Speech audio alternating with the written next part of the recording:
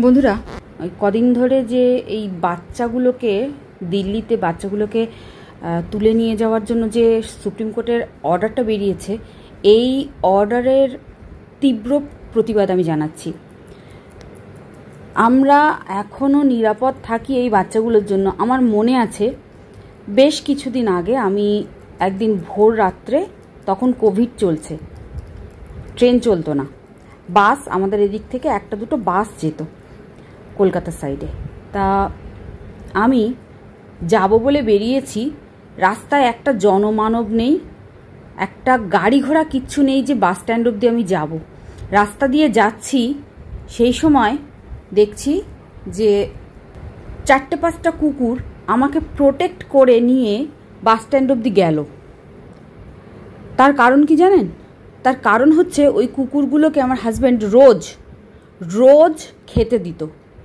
আমার হাজব্যান্ডের দোকানের সামনে ওরা থাকতো, আমি রোজ যেতাম, ওরা আমাকে চিনতো, ওরা দেখেছে আমি একা যাচ্ছি, ওরা আমাকে প্রোটেক্ট করে রাস্তা থেকে নিয়ে গেছে। আজকে এই যে সুপ্রিম কোর্টের অর্ডারটা বেরিয়েছে, আমার মনে হয় এটা পরিবেশের জন্য অত্যন্ত ভয়ঙ্কর একটা ব্যবস্থা হতে চলেছে। আচ্ছা, আমাদের প্রত্যেকটা জীবের, শুধু মানুষ নয়, প্রত্যেকটা জীবের কিন্তু পরিবেশে সঠিকভাবে বেঁচে থাকার একটা অধিকার আছে। তা এই কুকুরগুলো কি দোষ করলো? এই কুকুরগুলো কি এমন দোষ করলো যে এদেরকে রাস্তা থেকে তুলে একটা শেল্টারে পাঠিয়ে দেওয়ার কথা বলা হচ্ছে? আচ্ছা, আপনারা কজন বিশ্বাস করেন যে এই কুকুরগুলোকে রাস্তা থেকে তুলে সত্যি সত্যি শেল্টারে পাঠানো হবে, অন্য কিছু করা হবে না? এদের জন্য লড়ার কেউ নেই বলে কি, এরা কথা বলতে পারে না বলে কি এদের জন্য এই অবস্থা? আজকে যে অজুহাতগুলো দেখানো হচ্ছে, রেবিস হচ্ছে, তারপরে রাস্তাঘাটে যখন তখন কুকুরে কামড়াচ্ছে, কুকুর না, সত্যি বলছি, আমার বাড়ি কুকুর আছে বলে আমি বলছি না, কুকুর সত্যি বিনা কারণে কখনো কাউকে কামড়ায় না। তারা রেগে থাকে কার উপরে?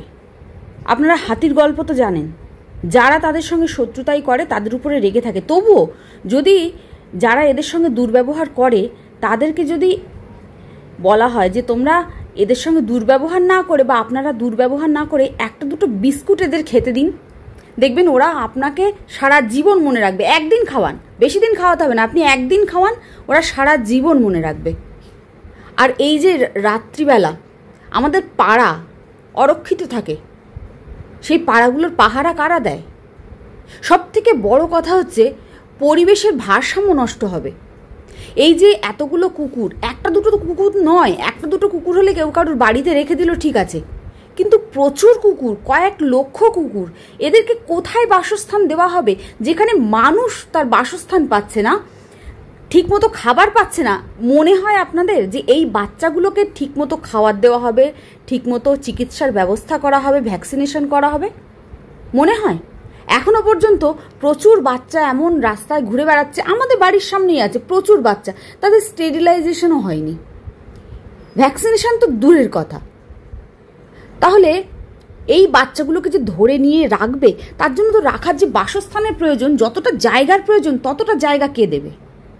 আপনাদের মনে হয় যে এই বাচ্চাগুলোর জন্য সত্যি কেউ দয়া দেখিয়ে তাদের জন্য জায়গা করে দেবে, তাদের সুস্থভাবে বাঁচার অধিকার ফিরিয়ে দেবে? আর সবথেকে বড় কথা, ওরা যেভাবে থেকে অভ্যস্ত, ওরা রাস্তায় থেকে অভ্যস্ত, রাস্তা থেকে কেন ওদের সরানো হবে? আর এই যে সরিয়ে নিয়ে যাওয়া হবে, তারপরে কি ওদের আর কোথাও খোঁজ পাওয়া যাবে? আমার তো মনে হয় পৃথিবীতেই ওদের আর পাওয়া যাবে না খুঁজে। নিয়ে যাবে, নিয়ে গিয়ে কোথাও একটা ডাম্প করে দেওয়া হবে, তারপরে সেখান থেকে যে তাদের কি দুর্গতি হবে ভগবান স্বয়ং তাদের রক্ষা করতে পারবে না।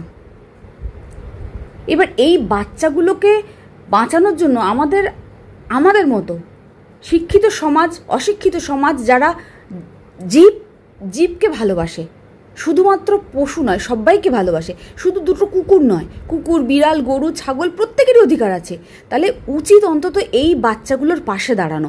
আমরা কিছুই করতে পারি না, আমাদের সে ক্ষমতা নেই, আবার আছে।